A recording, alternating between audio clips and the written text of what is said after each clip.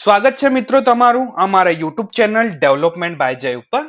તો અત્યારે ગુજરાતમાં એસઆઈઆર સિસ્ટમ લાગુ થઈ ગઈ છે અને ઘરે ઘરે બીએલઓ ઓફિસર્સ તમને એક ફોર્મ આપીને જાય છે. તો એ ફોર્મ તમારે કઈ રીતે ભરવાનું છે અને એ ફોર્મમાં તમને કીધું છે કે તમારે 2002 ની મતદાર યાદીમાં નામ હોય તો તમારે એ વિગત ભરવાની છે. તો હવે તમારે 2002 માં યાદી કઈ રીતે શોધવાની? થોડાક દિવસો પહેલા શું થયું હોય તો યાદ રહેતું નથી, તો 2002 નું આપણને ક્યાંથી યાદ રહે? તો એના માટે હું તમને આજે બતાવવાનું છું અમારા વિડીયો પર કે તમારે 2002 ની યાદીમાંથી તમારું નામ કઈ રીતે શોધવાનું છે. એ બી એક નહીં, હું 3 અલગ અલગ રીતોથી તમને બતાવીશ કે આ તમારે 2002 માંથી કઈ રીતે તમારું નામ ગોતવાનું છે અને તમારું આ એસઆઈઆર વાળું જે ફોર્મ છે એ કઈ રીતે ભરવાનું છે.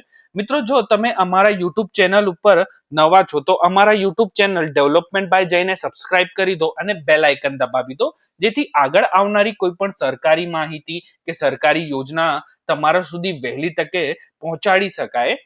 તો શરૂ કરીએ મિત્રો આજના આ વિડીયો. અને આજના આ વિડીયોમાં આપણે જોઈશું કે 2002 ની મતદાર યાદીમાંથી નામ કઈ રીતે જોવાનું છે, એસઆઈઆર ફોર્મ કઈ રીતે ભરવાનું છે અને એસઆઈઆર ફોર્મ ભરતી વખતે તમારે શું શું બાબતનું ધ્યાન રાખવાનું છે. એકદમ સરળ રીતે તમને હું આજે સમજાવવાનો છું. આનાથી પહેલા મેં એક વિડીયો બનાવેલો છે, તો એમાં મેં તમને બતાવ્યું છે કે એસઆઈઆર શું છે, એસઆઈઆર શું કામ થઈ રહ્યું છે, એસઆઈઆર નું ઉદ્દેશ્ય શું છે. એ બધી માહિતી મેં તમને આ વાળા વિડીયો એસઆઈઆર ગણતરી ફોર્મ કઈ રીતે ભરવું એ વિડીયો પર બધી માહિતી મેં આપેલી છે. એમાં તમને એકદમ સાદી અને સરળ રીતે સમજાવેલું છે, એક એક કરીને એક ફેમિલી ટ્રી લઈને તમને આખું સમજાવ્યું છે કે કઈ રીતે ભરવાનું છે. જે તમારે શરૂઆતથી જ સમજવાનું છે કે અને ધીરે ધીરે સમજવાનું છે કે ફોર્મ કઈ રીતે ભરવાનું છે. તો તમે આ વિડીયો ધ્યાનથી જોઈ લો તો તમને ખબર પડી જશે.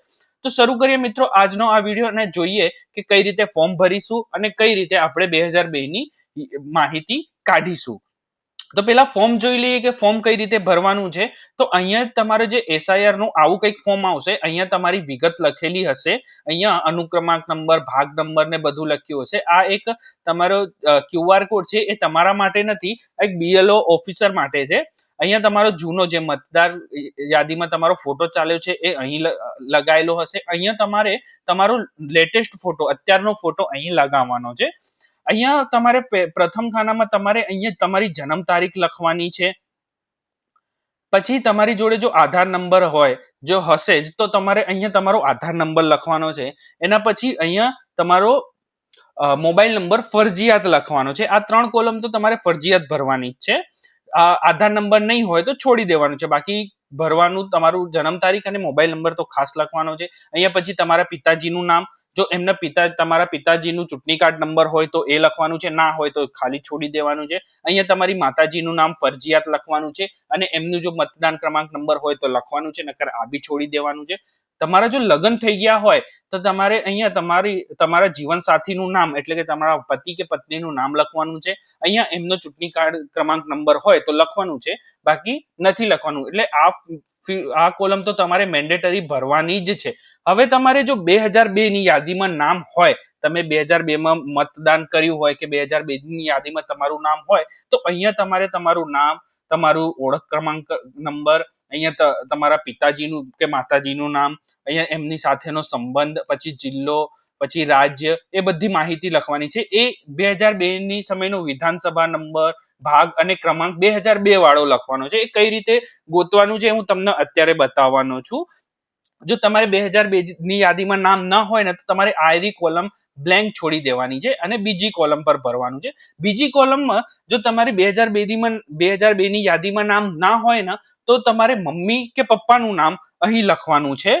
અને જો મમ્મી પપ્પાનું બી ના હોય તો દાદા દાદીનું નામ તો લખવાનું છે. તો એટલે આ કોલમ ખાલી નથી છોડવાની, આ કોલમ બી લખવાની તો છે જ.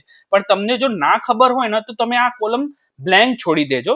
તમારા બુથ લેવલ ઓફિસર એટલે કે તમારા ઘરે જ્યારે બીએલઓ આ ફોર્મ કલેક્ટ કરવા આવે ત્યારે એમની જોડેથી પૂછી લેવાનું છે કે અમારે આ કઈ રીતે ભરવાનું છે, અહીંયા કોનું નામ લખવાનું છે. તો એ તમને બધી માહિતી આપી દેશે. પણ આ ફોર્મ તો તમારે, આ કોલમ તો તમારે ભરવી પડશે. જો તમે 2002 માં હો તો આયરી ભરવાની, તો આયરી બ્લેન્ક છોડ દેવાની, એક કોઈ જ ભરવાની છે, કોઈ એક જ ભરવાની છે. અને જો તમે 2002 ની યાદીમાં ના હો તો આ નહીં ભરવાનું અને આયરી કોલમ ભરવાની છે. તમારે માતા પિતાનું નામ કે દાદા દાદીનું નામ અહીંયા ફરજિયાત લખવાનું છે. ના ખબર હોય તો બ્લેન્ક છોડી દેજો, ખોટું ના લખતા.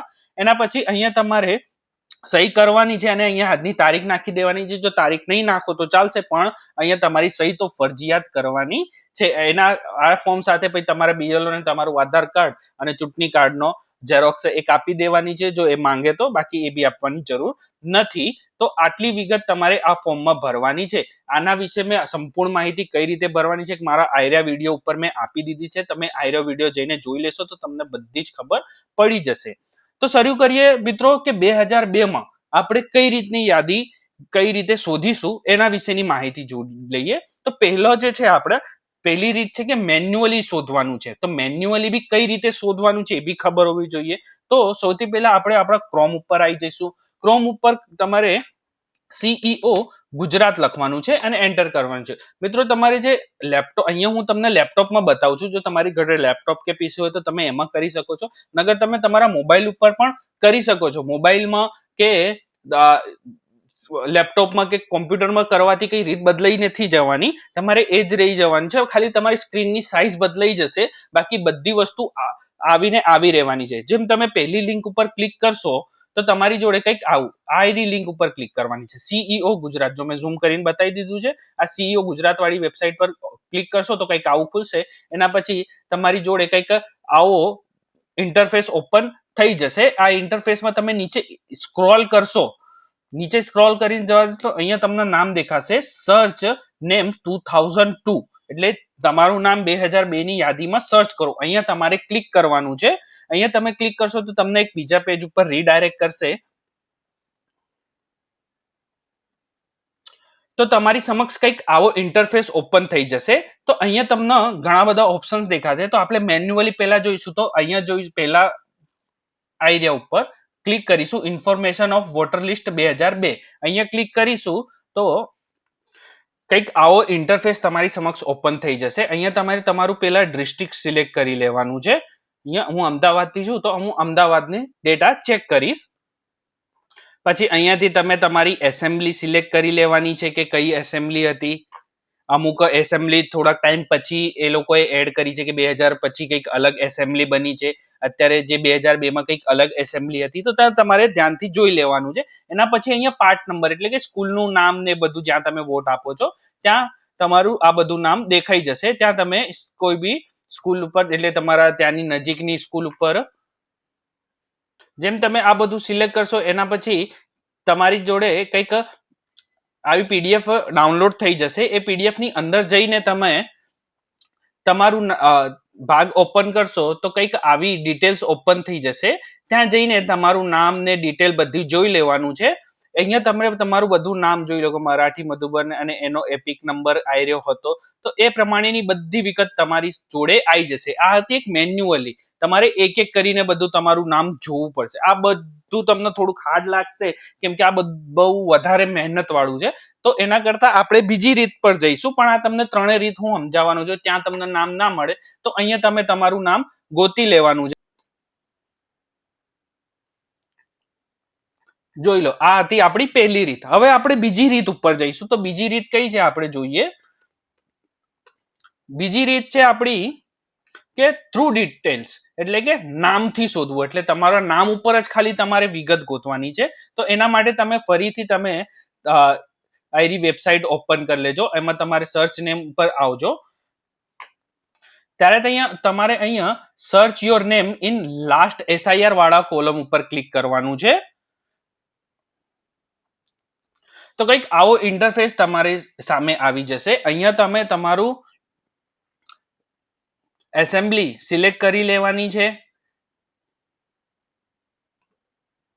અહીંયા તમારે તમારું નામ લખવાનું છે ગુજરાતીમાં. હવે તમે ગુજરાતીમાં કોમ્પ્યુટરમાં કઈ રીતે ટાઈપ કરશો, મોબાઈલમાં તો થઈ જશે, હવે કોમ્પ્યુટરમાં કઈ રીતે કરશો તો અહીંયા તમે ઇનપુટ ટૂલ્સ ગુજરાતી કરીને સિલેક્ટ કરશો એટલે તમારી જોડે પહેલી વેબસાઇટ આવશે.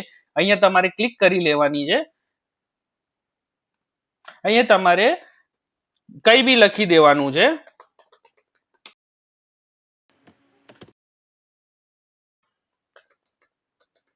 તમારું નામ ગુજરાતીમાં આવી જશે. બરાબર, તો અહીંયાથી તમારે કોપી કરી લેવાનું છે ને અહીંયા પેસ્ટ કરવાનું છે. અહીંયા તમારે રિલેટિવનું નામ એટલે કે તમારા પપ્પાનું નામ અહીંયા તમારે લખવાનું છે. અહીં સોલ્વ કરી લેવાનું છે. કેટલા થશે એ તમારે અહીંયા લખી દેવાનું છે. દર ફેર ચેન્જ થશે, રિફ્રેશ કરશો તો બીજું આવી જશે. એના પછી જેમ તમે સર્ચ કરશો અહીંયા તમારું નામ શો કરી દેશે કે આ લિસ્ટમાં આવું નામ તમારું હતું. તો આ થઈ ગઈ આપણી બીજી રીત. બીજી રીત આપણી કઈ હતી કે નામ ઉપરથી શોધવાનું છે. હવે આપણી આવે છે કે ત્રીજી રીત છે થ્રુ એપિક નંબર. ચૂંટણી કાર્ડ નંબર ઉપરથી તમારી ડિટેલ તમને શોધવાની છે. આ એરિયા સૌથી ઈઝી છે અને એટલે આને થર્ડ પર રાખ્યું છે. તમે જો છેલ્લે સુધી એટલા માટે. ત્રીજા નંબર તમારે એપિક નંબર ઉપર તમે કઈ રીતે શોધશો? તો તમે ફરીથી આ વેબસાઇટ ઉપર આવી જાઓ, સર્ચ યોર નેમ ઇન 2002 ઉપર. અહીંયા તમે સર્ચ યોર એપિક ડિટેલ એટલે કે તમારી ચૂંટણી કાર્ડ નંબર ઉપરથી તમારે વિગત શોધવાની છે. અહીંયા તમે તમારા એસેમ્બલીનું નામ તમે સિલેક્ટ કરી લેશો, કોઈ બી જે બી હશે. અમદાવાદમાંથી તમારી ડિસ્ટ્રિક્ટનું નામ સિલેક્ટ કરીને અહીંયા ડિસ્ટ્રિક્ટનું નામ સિલેક્ટ કરવાનું છે. આમાં તમારે તમારી એસેમ્બલીનું નામ સિલેક્ટ કરવાનું હતું, અહીંયા ડિસ્ટ્રિક્ટનું નામ સિલેક્ટ કરવાનું છે. ઝૂમ કરીને તમને બતાવી દો. અહીંયા તમારો એપિક નંબર લખવાનો છે. મારા ખ્યાલથી તમારા જીજે થી શરૂ થતું હશે. અમારે ત્યાં જીજે 10 થી એ ટાઈમે શરૂ થતું હતું, કંઈક 077, પછી જે કઈ બી નંબર હોય તમારે લખવાના છે, જે તમારા એપિક નંબર હોય. અહીંયા પછી કેપ્ચા સોલ્વ કરવાનો છે તમારે. અહીંયા તમે સર્ચ કરશો એટલે તમારી એપિક ડિટેલની યાદી તમને અહીં મળી જશે. તો આવી 3 રીતો મેં બતાવી દીધી. તમારે સર્ચ ડિટેલથી કરવાની છે, જે સૌથી હાર્ડ છે. એના પછી તમે, કેમ કે હાર્ડ એટલા માટે કે તમારે એક એક કરીને તમારે બધા નામ જોવાને છે, કાતે તમે કંટ્રોલ F કરીને ફાઇન્ડ કરી શકો છો જો થઈ જતું હોય તો. એના પછી તમારે બીજી રીત આવી. બીજી રીતમાં તમારે અહીંયા તમારા નામથી ચેક કરવાનું હતું. અને ત્રીજી વિગત છે કે તમે તમારા એપિક નંબરથી તમે જોઈ શકશો. તો વેબસાઇટ કઈ હતી? વેબસાઇટ ધ્યાનથી જોઈ લો. વેબસાઇટ હું તમને આ ડિસ્ક્રિપ્શનમાં તમને હું આની લિંક તમને આપી દઈશ. તમે ત્યાંથી જઈને બી ડાયરેક્ટ આને એક્સેસ કરી શકો છો. આ વેબસાઇટ ઉપર સર્ચ નેમ કરશો તો તમે તમારી 2002 ની યાદી એક્સેસ કરી શકશો. તો મિત્રો, જો તમને આ વિડીયો સારો લાગ્યો હોય ને તમારા કામનો લાગ્યો હોય તો તમે અમારા યુટ્યુબ ચેનલ ડેવલપમેન્ટ બાય જઈને સબસ્ક્રાઇબ કરી દો અને બેલ આઇકન દબાવી દો, જેથી તમને આગળ આવનારી કોઈ પણ માહિતી કે કોઈ પણ સરકારી યોજનાઓ વિશેની માહિતી તમારા સુધી વહેલી તકે પહોંચાડી શકાય. જો મિત્રો તમને વિડીયો સારો લાગ્યો હોય તો વિડીયોને લાઇક કરી દો અને મેક્સિમમ અને બધા સુધી પહોંચાડી દો, જેથી એ લોકોને બી ફોર્મ ભરવામાં કોઈ તકલીફ ના પડે. છેલ્લે સુધી જોડાયા રહેવા માટે તમારો ખૂબ ખૂબ આભાર.